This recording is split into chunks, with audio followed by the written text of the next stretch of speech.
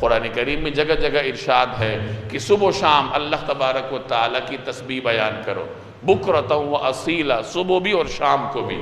تو روزانہ تسبیح بیان کرنی چاہیے، لیکن یہ جو ذی الحج کا ابتدائی عشرہ ہے، اللہ کی تسبیح بیان کرنے کے لیے اس کی اہمیت الگ ہے۔ جیسے اس آیت میں وضاحت کے ساتھ فرمایا گیا کہ ان گنے چنے دنوں میں اللہ تبارک و تعالیٰ کی تسبیح بیان کرو۔ ان دنوں میں عبادات اللہ تبارک و تعالیٰ کو پورے سال کے تمام ایام سے زیادہ پسند ہیں۔ ایک روایت میں آتا ہے کہ اللہ تعالیٰ کو انسان کے اعمال میں سے وہ اعمال زیادہ پسند ہیں جو کہ ذی الحج کے ان 10 دنوں میں کرتا ہے۔ اور ایک اور روایت میں اس پر یہ اضافہ ہے کہ ان دنوں میں کثرت کرو۔ کس کی کثرت کرو؟ تسبیح کی، تحلیل کی، تحلیل کی اور تحمید کی، یعنی سبحان اللہ، الحمدللہ اور لا الہ الا اللہ، ان 3 تسبیحات کی ذی الحج کے ان 10 دنوں میں کثرت کرو۔ یہ جناب رسول اللہ صلی اللہ علیہ وسلم کا ارشاد ہے۔ تو یہ 10 دن اس اعتبار سے انفرادی شان رکھتے ہیں کہ ان دنوں میں اپنے بندوں کی زبان پر اپنا ذکر سننا یہ اللہ تبارک و تعالیٰ کو پسند ہے۔ اللہ کو اپنے بندوں سے یہ مطلوب ہے کہ وہ ان 10 دنوں میں میرے نام کی مالا جپیں، ہر طرف اللہ تبارک و تعالیٰ کے نام کی گونج ہو۔ یہی وجہ ہے کہ ان دنوں میں ایک اضافی عبادت مسلمان کرتا ہے جسے تکبیرات کہا جاتا ہے۔ اللہ اکبر، اللہ اکبر، لا الہ الا اللہ واللہ اکبر، اللہ اکبر وللہ الحمد۔ یہ تکبیرات ان دنوں میں کہی جاتی ہیں۔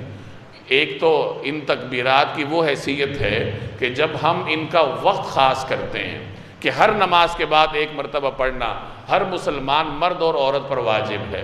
یہ تکبیرات تو 9 ذی الحج سے لے کر 13 تک پڑھی جاتی ہیں، یعنی جو ایام تشریق ہیں، 9 ذی الحج کی فجر سے لے کر 13 ذی الحج کی عصر تک ہر مسلمان مرد اور عورت پر تکبیرات کہنا واجب ہے۔ مرد اونچی آواز سے کہے گا، عورت آہستہ آواز سے کہے گی۔ یہ مسئلہ اپنی خواتین کو سمجھائیں۔ عام طور پر خواتین کو اس کا علم نہیں ہوتا، بہت کم خواتین ایسی ہوتی ہیں جو تکبیرات تشریق کا اہتمام کرتی ہیں۔ تو ان 10 دنوں میں تکبیرات کی ایک نوعیت تو یہ ہے جو واجب کے درجے میں ہے، جن کا مخصوص وقت ہے کہ نماز کے بعد ایک مرتبہ کہنا واجب ہے، وہ تو جیسے میں نے عرض کیا کہ 9 سے لے کر 13 کی عصر تک ہے۔ اور اس کے علاوہ ان 10 دنوں میں عمومی طور پر بھی یہ تکبیرات کہنی چاہیے۔ ان کا کوئی وقت نہیں ہے، ان کی کوئی خاص حیثیت نہیں ہے کہ اونچی آواز سے کہنا ہے، آہستہ آواز سے کہنا ہے۔ بس ان 10 دنوں میں اس تکبیر کو اپنی زبان کا ورد بنانا چاہیے۔ اللہ اکبر، اللہ اکبر، لا الہ الا اللہ واللہ اکبر، اللہ اکبر وللہ الحمد۔ البتہ چونکہ 9 ذی الحج سے پہلے شریعت نے اس کی کوئی خاص حیثیت متعین نہیں کی، تو کوئی خاص حیثیت ہم متعین نہیں کر سکتے کہ مل کر پڑھنا ہے، نماز کے بعد پڑھنا ہے یا پہلے پڑھنا ہے۔ بس شریعت نے مطلق چھوڑا ہے تو ہم بھی مطلق چھوڑیں گے کہ کسی بھی وقت آپ کو یاد آئے تو تکبیر پڑھ لیجیے۔ حضرت ابن عمر اور حضرت ابو ہریرہ کے بارے میں آتا ہے کہ وہ ان دنوں میں بازار جایا کرتے تھے، اور بازار جانے میں خریداری مقصود نہیں ہوتی تھی، بلکہ بازار جا کر اونچی آواز سے تکبیر کہتے تھے تاکہ مسلمانوں کو یاد آ جائے کہ یہ دن بلند آواز سے اللہ تبارک و تعالیٰ کو یاد کرنے کے ہیں۔ چنانچہ ان کی آواز سن کر دیگر مسلمان بھی پھر بلند آواز سے تکبیرات کہا کرتے تھے۔ تو یہ 2 کام ہوئے کہ ایک تو ان دنوں میں تسبیح، تحمید اور تحلیل کی کثرت کرنی چاہیے، اور دوسرے نمبر پر تکبیرات کا بالخصوص اہتمام کرنا چاہیے۔ کوشش کریں کہ جہاں آپ دفتر میں بیٹھے ہیں، بازار میں بیٹھے ہیں، تو کبھی بغیر کسی وقت کی تعیین کے اونچی آواز سے کبھی تکبیر پڑھ دیجئے، تاکہ دوسرے لوگ بھی آپ کی آواز سن کر آپ کی آواز میں آواز ملا کر یا خود سے ہی تکبیر پڑھ لیں۔ گویا آپ کی زبان پر ان 10 دنوں میں اللہ کا نام ہونا چاہیے۔ تیسرے نمبر پر ان دنوں میں روزہ رکھنے کی کوشش کرنی چاہیے۔ ایک روایت میں آتا ہے کہ جو آدمی ذی الحج کے پہلے عشرے میں یعنی 1 سے لے کے 8، 9 تک روزہ رکھتا ہے تو ایک روزے کے بدلے میں 1 سال کے روزوں کا ثواب ملتا ہے۔ یعنی ایک آدمی 2 ذی الحج کو روزہ رکھتا ہے، 1 سال کا ثواب ملا، 1 سال روزے رکھنے کا۔ 3 ذی الحج کو روزہ رکھتا ہے 1 سال اور روزہ رکھنے کا ثواب ملا۔ 9 ذی الحج جس کو یوم عرفہ کہتے ہیں، اس کے روزے کی پھر اپنی انفرادی شان ہے۔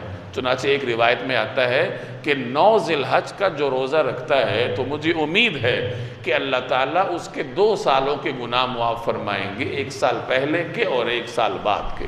یعنی جو آدمی اس 9 کو روزہ رکھے گا تو پھر اللہ سے امید رکھنی چاہیے کہ 1 سال گزشتہ کے گناہ معاف ہوں گے اور 1 سال آئندہ کے پیش کی گناہ اللہ تبارک و تعالیٰ اس کے معاف کر دیتا ہے۔ اور ایک روایت میں آتا ہے کہ 9 ذی الحج کا روزہ رکھنا 1000 دنوں کے روزے رکھنے کے برابر ہے۔ 1000 دن کوئی 3 سال کے قریب بنتے ہیں۔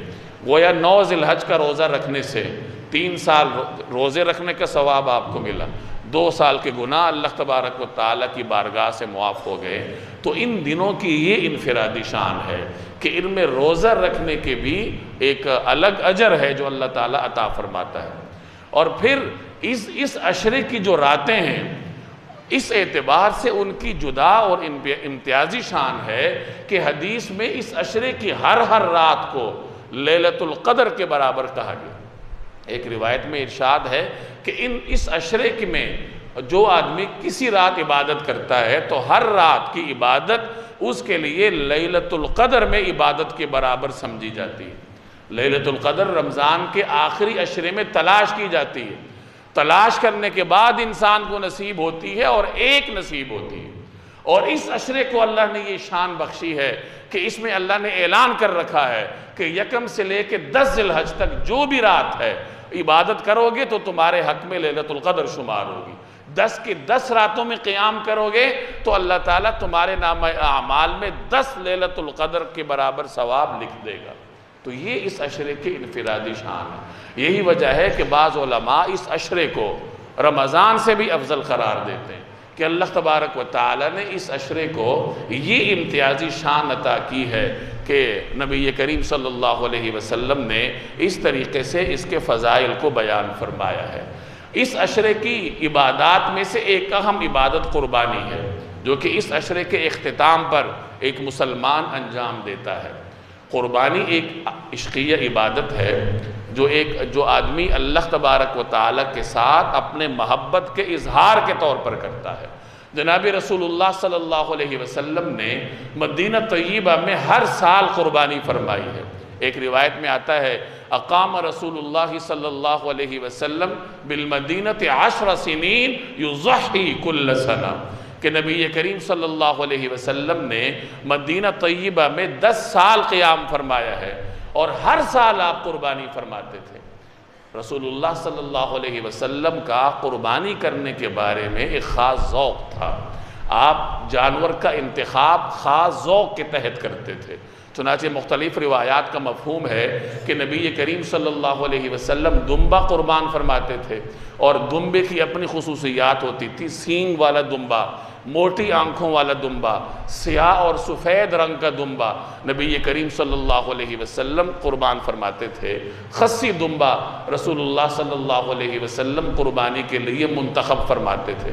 اور ایک روایت میں آتا ہے کہ ایک مرتبہ ایک صحابی ایک دمبا لے کر آپ کے پاس سے گزرے جو سینگوں والا اور موٹی آنکھوں والا تھا، تو نبی کریم صلی اللہ علیہ وسلم نے اس کو دیکھ کر ارشاد فرمایا کہ اس دمبے کی مشابہت اس دمبے کے ساتھ ہے جسے حضرت ابراہیم نے قربان کیا تھا۔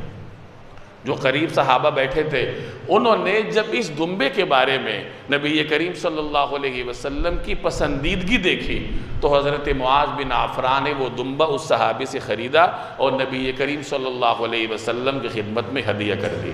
تو جانور لینے کے بارے میں آپ صلی اللہ علیہ وسلم کا خاص ذوق تھا، اور صحابہ کرام کو بھی آپ نے نصیحت فرمائی۔ حضرت علی کی روایت ہے کہ رسول اللہ صلی اللہ علیہ وسلم نے ہمیں تلقین فرمائی کہ جب قربانی کا جانور لو تو اس کی آنکھیں اور کان اچھی طرح دیکھ لو، یعنی وہ عیبدار نہیں ہونا چاہیے، ہر قسم کے عیوب سے پاک ہونا چاہیے۔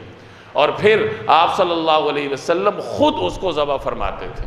یہ بھی آپ کے قربانی کے بارے میں ذوق کا اہم حصہ ہے کہ نبی کریم صلی اللہ علیہ وسلم نے ہمیشہ اپنے دست اقدس سے قربانی فرمائی ہے۔ تو مسلمانوں کو قربانی کا یہ عمل سیکھنا چاہیے اور پھر سیکھ کے اس پر عمل کرنا چاہیے۔ تو بہرحال یہ 10 دن ہیں، ان میں اللہ تبارک و تعالی نے یہ امتیازی شان رکھی ہے اور یہ اس کی امتیازی عبادات ہیں۔